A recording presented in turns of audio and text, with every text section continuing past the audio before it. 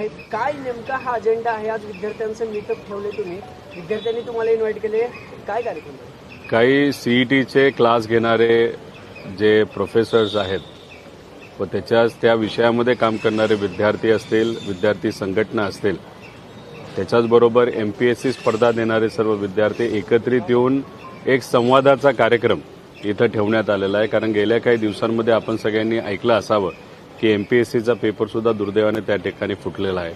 सीईटीमध्ये मोठ्या प्रमाणात भ्रष्टाचार झालेला आहे. ज्या परीक्षेतून सामान्य परिवारातली युवा अधिकारी बनू शकतात, इंजिनियर बनू शकतात, कृषी विभागामध्ये चांगलं काम करू शकतात, अशा सर्व गोष्टींमध्येच जर भ्रष्टाचार एवढ्या मोठ्या प्रमाणात वाढत असेल तर गरिबाच्या आणि सामान्य परिवारातल्या मुलांनी करायचं काय हा प्रश्न या मुलामुलींना पडत असल्यामुळे एक संवादाचा कार्यक्रम ठेवलेला आहे. काही माजी अधिकारी व त्याच्याचबरोबर काही प्रोफेसर्स या विषयामध्ये काम करणारे असे सगळे येऊन संवाद साधणार आहेत. त्याला राष्ट्रवादी काँग्रेस सुनील तटकरे यांच्या प्रदेशाध्यक्षपदावरून हटवण्याचे सूर एकंदरीत पाहावयास मिळत आहे.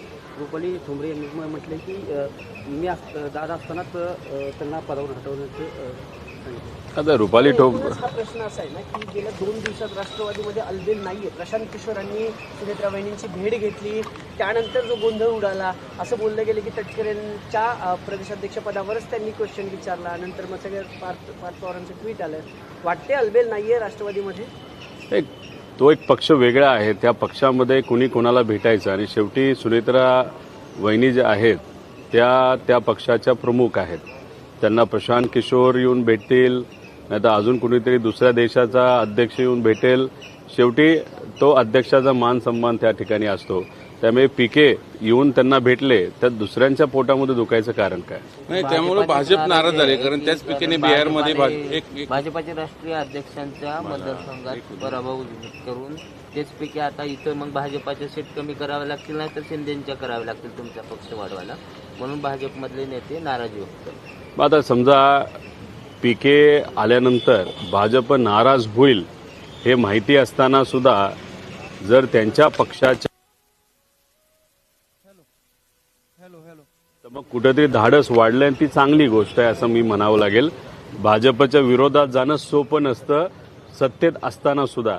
हे धाडस दाखवलं चांगली गोष्ट आहे. आता उद्या जाऊन काय होतं हे आपल्याला बघावं लागेल. शेवटी भाजप मागात पडू शकतं. कधी कधी चांगले विचार नाही ते चांगली गोष्ट स्वीकारण्यासाठी काही गोष्टी आपल्याला पचवाव्या लागतात. आता ते पचवण्याची ताकद आहे का नाही हे मात्र पुढच्या काही दिवसांमध्ये कळेल. माहिती अशी आहे, काल अमित भाई मुंबईत होते तरी वहिनी पुण्याला निघून आल्या. त्यांना भेट नाकारल्याची चर्चा आहे. एकीकडे केंद्रीय मंत्रिमंडळाची विस्ताराची चर्चा एकनाथ शिंदेसोबत भाजप करते, पण वहिनींना साधा निरोपही नाहीये. असंही असेल की सुनेत्रा काकीच भेटल्या नसतील, कोणाला काय माहिती. शेवटी काय होतंय कसं होतंय हे आपल्याला सांगता येणार नाही. आमचं एवढंच मत आहे की या महाराष्ट्रामध्ये या देशामध्ये जो कुठला पक्ष धाडस दाखवेल तोच त्या ठिकाणी टिकणार आहे. त्यामुळे आज काही जे आमच्या बरोबर नसले तरी धाडस दाखवण्याची धमक जर त्यांनी दाखवली असेल तर स्वागत करण्याची गोष्ट आहे. राज्यमंत्रिमंडळाचा विस्तार चर्चेत आहे.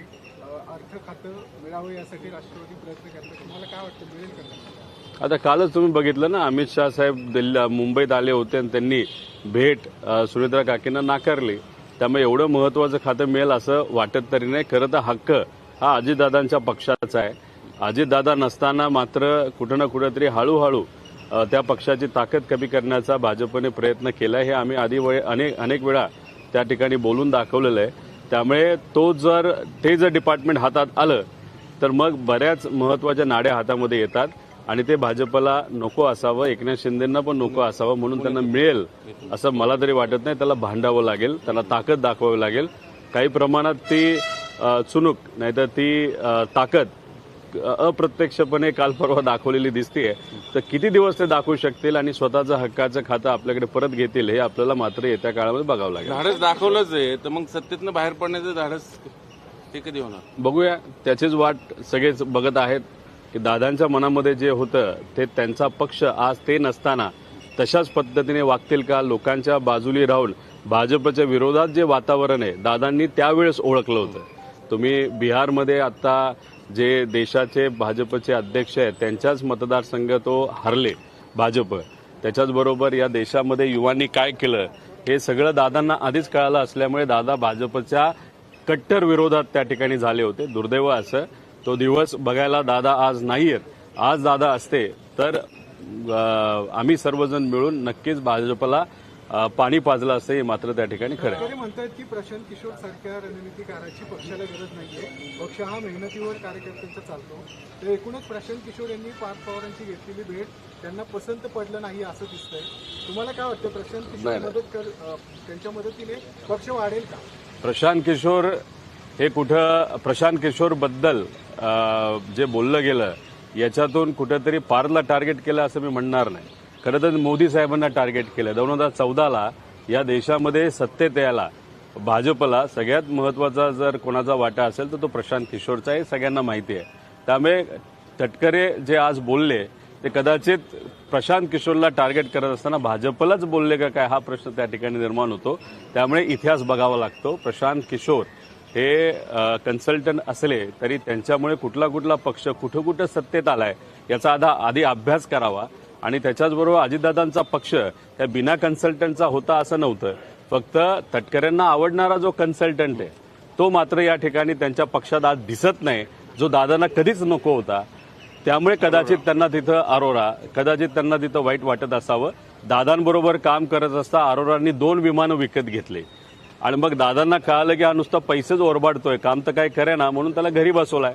आता प्रशांत किशोरला घेतलंय का नाही घेतलं हे मला जास्त माहिती असण्यापेक्षा अजितदादांच्या पक्षाचे जे आज प्रमुख आहेत सुनित्रा काके त्यांना जास्त माहिती असावं. दादा, हर्षवर्धन सपकाळांनी जे विधान केलं होतं त्यानंतर अनेक राडे महाराष्ट्रात झालेले बघितले. आता हर्षवर्धन सपकाळांचं असं म्हणणं आहे की हीच टीका म्हणजे भोंगी बुडी हा शब्द इंदिरा गांधी यांच्याबद्दल देखील वापरला गेला होता, पण त्यांनी खचून न जाता किंवा इतर टीका न करता, विरोध न करता आक्रमकपणे त्यांनी भूमिका मांडली, स्वतःला आयर्न लेडी म्हणून सिद्ध केलं. सुनित्रा पवारने देखील तसंच वागावं असं स्पष्ट मत त्यांनी व्यक्त केलं. हे बघा, मलाही जेव्हा हा प्रश्न विचारला होता मी त्याच्याकडे बघत असताना तुम्ही दुसऱ्या दृष्टिकोनातून सुद्धा तिथं बघू शकता. असंच तिथं मी बोललो होतो. विरोधक आपल्यावर काही बोलू शकतील, आपल्याला प्रूव्ह करावं लागतं. तुमच्याकडे पद आहे, तुम्ही या राज्याचे उपमुख्यमंत्री आहात, त्या पदाचा योग्य वापर करून तुम्ही धाडसी निर्णय घेऊ शकता. हे कुठेतरी लोकांना तुम्हाला दाखवावं लागेल. पण तुम्ही ज्या प्रेस कॉन्फरन्समध्ये असता त्याच्यात तुमच्याच पक्षाचे इतर नेते असं काय वागतात की तेच कुठेतरी त्या पक्षाचे अध्यक्ष आहे, पत्रकारांचा आवाज दाबण्याचा प्रयत्न करतात. हे योग्य नाही. त्यामुळे त्या पदाचा योग्य वापर करून कुठेतरी स्पष्ट भूमिका घेऊन आक्रमक पद्धतीने भूमिका घेणं पण तितकंच अपेक्षित आहे. आणि ती अपेक्षा सुनित्रा काकेंकडनं अनेक लोक त्या ठिकाणी करत आहेत. फक्त त्यांच्या पक्षातले काही नेते त्यांना कदाचित दुर्दैवाने त्या ठिकाणी बोलून देत नाहीत का काय वेगळा प्रोटोकॉल आहे हे आम्हाला तरी सांगता येणार नाही. ती धुसफूस आता शेवट काय होईल त्याचं? कारण आता प्रफुल्लबाई किंवा तटकरे जाहीर प्रेस घेऊन ह्या गोष्टी बोलायला लागलेत. शेवट काय आहे सगळं? 17 तारखेपर्यंत बऱ्याच काही गोष्टी आपल्याला बघावं लागणार आहेत. पुलाखालून बरंच काही पाणी जाणार आहे. डिलिमिटेशनच्या बाबतीत काय होतं हे बघण्यासाठी मी सुद्धा वाट बघत आहे, अनेक लोक वाट बघत आहे. त्यात योगायोगाने आणि दुर्दैवाने त्या ठिकाणी मी आजारी पडलो, त्यामुळे मला तशी ओपनली काय आतापर्यंत भूमिका घेता आली नाही. पण आता जेव्हा डिलिमिटेशनचा बिल पार्लमेंटमध्ये येईल तेव्हा कुठला पक्ष कोणाच्या बाजूने मतदान करेल आणि कुठला पक्ष मतदानाच्या दिवशी गायब होईल हे मात्र त्या ठिकाणी आपल्या तुमच्या सगळ्यांना पक्षाची काय भूमिका आहे? तुमच्या पक्षाची भूमिका, 17 ऑगस्ट पर्यंत बरंच काय तुमच्या पक्षाची काय भूमिका? खासदार उद्या भेटायला चाललेत मोदीला. ही घडामोडी तर नाही त्याच्यामध्ये काय. याचा अर्थ काय बघा, घ्यायचा आम्ही? मतदानाच्या दिवशी जास्त महत्वाची भूमिका आहे. उद्यापासूनच सुरुवात. उद्या जाऊन भेटतील, कामं करून घेतील, नाहीतर त्यांच्या मतदारसंघाची नाहीतर शेतकरी च्या रिलेटेड काही कामं ही मोदी साहेबांकडे आहेत असं आम्हाला पक्षश्रेष्ठींकडनं त्या ठिकाणी कळलेलं आहे. शेवटी मतदान ज्या दिवशी होईल त्या दिवशी काय होतं हे आम्ही सुद्धा जसं अखंड भारत आणि आपला महाराष्ट्र बघणार आहे तसं आम्ही सुद्धा त्या गोष्टीकडे लक्ष देऊन आहोत. आतापर्यंत तुमच्या खासदारांची कामं होत नाही. उद्या एक दिवस मोदींना भेटल्यानंतर कामं होतील का? आता शेवटी वेळ मिळत नसतो. नाही हा बघा, या स्टेटमेंटमध्ये एक वेगळं पण दिसतंय. म्हणजे चर्चा अशी सुद्धा आहे हे जे अचानक भेटणे याच्या मागे दुसरं काहीतरी स्वॅप होणार का? स्वॅप होणार का? राष्ट्रवादी स्वॅप होणार का? एक जण सत्तेत जाणार, दुसरा बाहेर पडणार, त्याला स्वॅपिंग म्हणतात. पॉलिटिकल स्वॅपिंग होणार बघा, का? मुख्यमंत्र्यांना वेळ मागितल्यानंतर लगेचच वेळ मिळते असं नसतं. 10 दिवसाली वेळ मिळते, 15 दिवसाली वेळ मिळते. पंतप्रधानाला वेळ मागितल्यानंतर किती दिवसात मिळते दादा, कोणाला माहित आहे. मुद्दा असा आहे, तुम्ही त्यामुळे मतदान ज्या दिवशी होईल त्या दिवशी आपल्या सगळ्यांना कळेल कोण कुठल्या बाजूला आहे. तुमची या पक्षाची भूमिका काय? कारण तुम्ही जाहीर केलेलं आहे, जर माझा पक्ष सत्तेसोबत गेला तर मला वेगळा विचार करावा लागेल. तुम्ही बोलताय रोहित पवारशी बोलताय. रोहित पवारने आजपर्यंत जी भूमिका घेतली ती स्पष्टपणे घेतलेली भूमिका कधीही न बदलणारा जर कुठला व्यक्ती असेल तर तो मी आहे. त्यामुळे माझ्या भूमिकेबद्दल कोणाला काही प्रश्न असतील अजिबात त्या बाबतीत तुम्ही तुमच्या मनामध्ये कानावर आले प्रश्न ठेवू काहीतरी तुमच्या नका. पक्षात तर विश्वास आहे का तुम्हाला? आहे ना आमचा कुठे गेलता? हा? सोडून गेले अच्छा कुठले पवार साहेबांना तुम्हाला कुठले आता गेले ना दादांसोबत निघून सगळे आमदार. कोण गेले? यांच्यावर विश्वास होता तर यांच्यावर विश्वास कसा? आज जमाना झाला आता त्याला. त्यानंतर विधानसभेचं इलेक्शन झालं. आताच झालं याच विधानसभेचं इलेक्शन झालं का नाही झालं? विधानसभेचं इलेक्शन दादांच्या मार्गदर्शनाखाली त्यांचं झालं.